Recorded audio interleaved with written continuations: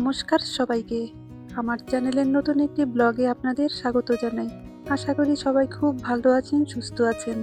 শুক্রবারের সকাল, ঘড়িতে এখন বাজে 6:30 মতো। সবাইকে শুভ সকাল জানিয়ে ব্লগটি এখানেই শুরু করছি। সকালে ঘুম থেকে উঠেই আমার প্রথম কাজ হলো ব্যালকনির দরজাটা খুলে দেওয়া। যেহেতু বাড়ির ভেতরটা কাঠের, সেহেতু দরজা জানলা বন্ধ থাকলে ঘরের ভেতরটা বেশ গুমোটি লাগে। দরজাটা খুলে দিলে একটা হাওয়া আসে।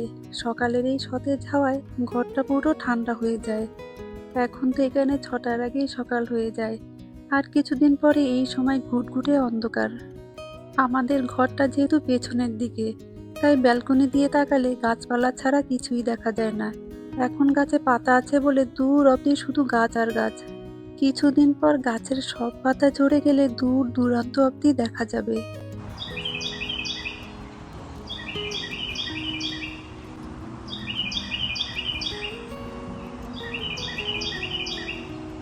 সকালবেলায় ব্যালকনিতে এসে দাঁড়ালে খুবই ভালো লাগে।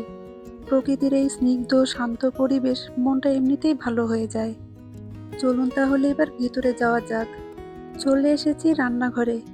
এসেই তাড়াতাড়ি আজ একটু লাঞ্চের প্রিপারেশন শুরু করে দিয়েছি, কেননা আজ যাব একটু ডাক্তারের কাছে। সাধারণত এখন একটু দেরি করে দিনটা শুরু হয় আমাদের, কেননা মেয়েদের স্কুল নেই, সামার ভ্যাকেশন চলছে। মেয়েদের যখন স্কুল ছিল তখন সারা উইকডে ব্যস্ততার মধ্যেই কাটতো। এখন আর অত ব্যস্ততা নেই। সোনার বাবার অফিস আছে, তবে একটু দেরি করে উঠলেও কোনো অসুবিধা হয় না। একটু তাড়াতাড়ি করছি আজ, কেননা 9:15 নাগাদ বেরোবো। হাতে যেহেতু একটু সময় আছে, তাই ভাবলাম দুপুরে রান্নাটা করে রেখে যাই। সকলেরই ব্লাড টেস্ট আছে, এই জন্য ব্রেকফাস্ট আজ আর করবো না। কিছু খেয়ে গেলে ব্লাড টেস্ট আর করা যাবে না, আবার অন্য একদিন যেতে হবে। সোনার বাবা আজ হাফ বেলার ছুটি নিয়েছে, এসে একেবারেই লগ ইন করবে। কিন্তু ব্লাড টেস্ট না হলে তো অন্য একদিন ছুটি নিয়ে যেতে হবে, তাই একেবারেই আজ সব কিছু করে আসবো। হেলথ চেক আপ আর ব্লাড টেস্ট। ব্লাড টেস্টে সাধারণত এদেশে সুগার টেস্ট, কোলেস্ট্রল, থাইরয়েড এসব টেস্টই করা হয়। বেগুন সরু সরু করে কেটে এর মধ্যে পেঁয়াজ কুচি, টমেটো কুচি, হলুদ, আন্দাজ মতো নুন ও তেল দিয়ে বসিয়ে দিয়েছি। এই রান্নাটা হতে অতটা সময় লাগে না। যখন কোথাও যাওয়ার তাড়া থাকে, তখন সব কিছু একেবারে মিক্স করে বসিয়ে দিই, খুব ঝটপট হয়ে যায়। এটা একটু শুকনো শুকনোই হবে, খেতে খুব একটা খারাপ লাগে না, ভালোই লাগে খেতে। এবার এটা লো ফ্লেমে রান্না হতে দেব ঢাকা দিয়ে। এটা হতে থাক, ওদিকে আমি সোনাকে রেডি করি।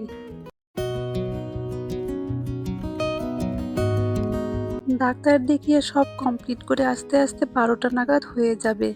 আর না খেয়ে যাচ্ছি, এসে খিদেও পেয়ে যাবে আর ক্লান্ত থাকবো। তখন রান্না করে খেতে খেতে অনেক বেলা হয়ে যাবে। এজন্য দুপুরের রান্নাটা করে রেখে যাচ্ছি। নামানোর আগে একটু ধনেপাতা কুচি দিয়ে দিলাম। রান্নাটা মোটামুটি কমপ্লিট। একটু ভাত, বেগুনের গা মাখা একটু তরকারি আর ডাল করে রেখে যাচ্ছি। এসে শুধু মাইক্রোওভেনে গরম করলেই হয়ে যাবে। সবাই মিলে বেরিয়ে পড়েছি ডাক্তারের কাছে যাওয়ার জন্য। এদেশে বছরে যে একবার হেলথ চেক আপ করতে হয়, সেটাই করাতে যাচ্ছি। তো আজকেই পেয়েছি এই ডাক্তারের অ্যাপয়েন্টমেন্ট। সকালের দিকেই পাওয়া গেছে এই অ্যাপয়েন্টমেন্ট, ওই 10টার সময়। এখন এই 9:15 বাজে, 9:45 নাগাদ পৌঁছে যাব। ডাক্তারের চেম্বার আমাদের এখান থেকে বেশ খানিকটাই দূরে, প্রায় আধ ঘন্টার রাস্তা। এদেশে আধ ঘন্টার রাস্তা মানে অনেকটাই পথ। 10টায় অ্যাপয়েন্টমেন্ট, 9:45-এর মধ্যে পৌঁছাতে হবে। ওয়েদারটা খুবই সুন্দর। সকালবেলায় রোদের খুব তেজ থাকলেও এখন তেজটা সেরকম নেই। এদেশে ওয়েদারের উপর কখনো ভরসা করতে নেই। সকালবেলায় কেমন রোদ ছিল, আর এখন একদম মেঘলা। আবার দেখবেন কিছুক্ষণ পরে মেঘলা করে বৃষ্টি নামতে শুরু করবে।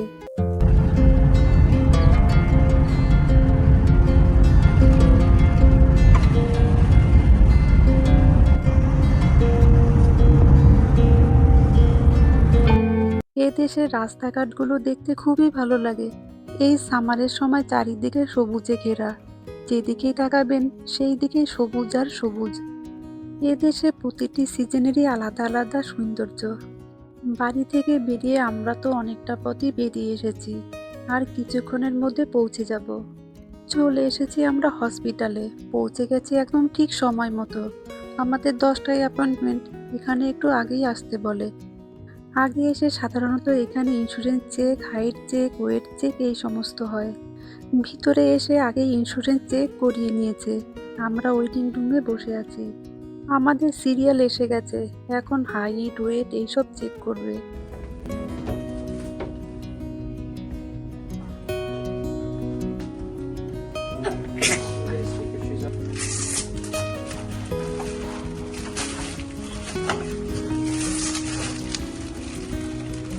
হাইট, ওয়েট চেক আপ হয়ে গেছে। চেম্বারের ভিতরে চলে এসেছি আমরা, এখনো ডাক্তার আসেনি। যে রুমটায় আমরা বসে আছি সেই রুমটা আপনাদের একবার দেখাই। এখানে রয়েছে বিভিন্ন রকমের যন্ত্রপাতি, যেমন কানের মেশিন, প্রেসার মাপার মেশিন, হসপিটাল বেডও রয়েছে। ডাক্তার আসার আগে একজন নার্স এসে দিন 15 আগে জ্বর হয়েছে কিনা, প্রেসার এইসব চেক করে গেল। Eating normally, drinking normally. We have feed to her, and rest of the things she Okay. she has one issue is this one is itching Yes, I'll and take this a look. leg also. For her no, but as far as the family, this is my grandmother has. Okay. Apart from that, এখানে বয়স অনুযায়ী বাচ্চার ঠিকঠাক growth হয়েছে কিনা সেটা দেখা হয়। এছাড়া চোখের পরীক্ষা, কানের পরীক্ষাও হয়ে যায়। আর এদেশে ডাক্তারের ফিজ ইন্স্যুরেন্স অনুযায়ী বিভিন্ন রকমের হয়। আমাদের এক একজনের ডাক্তার দেখানোর জন্য পে করতে হবে $35, মানে ইন্ডিয়ান কারেন্সিতে 3000 টাকার মতো পড়ে যায়।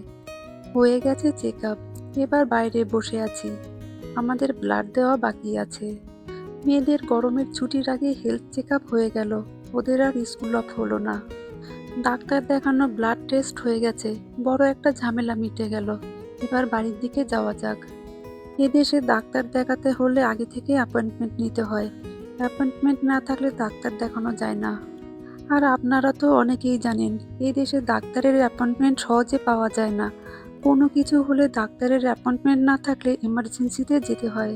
এমার্জেন্সিতে দেখাতে গেলে প্রচুর খরচ পড়ে যায়, যা আমাদের মতো মধ্যবিত্ত ফ্যামিলির পক্ষে খুবই ব্যয়সাপেক্ষ।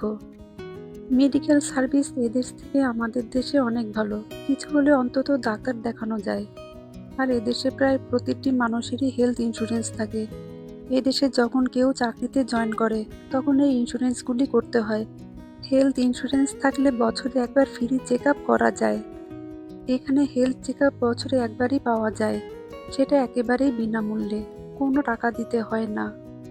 এরপর ডাক্তার দেখাতে হলে নিজেদেরই পে করতে হয়। বেরিয়ে পড়েছি আমরা। রাস্তায় সেরকম একটা জ্যাম পাইনি, মাঝে মাঝে একটু সিগন্যালে পড়তে হয়েছে। দুপুর 3টের পর থেকে এই রাস্তায় প্রচুর জ্যাম বাড়তে শুরু করে, সবাই অফিস থেকে ফিরতে শুরু করে। এই দেশে সবাই খুব সকালে অফিসে যায়, আবার তাড়াতাড়ি বাড়ি ফিরেও আসে। ভোর 5টা-6টার দিকে সবাই অফিসের জন্য বেরিয়ে যায়।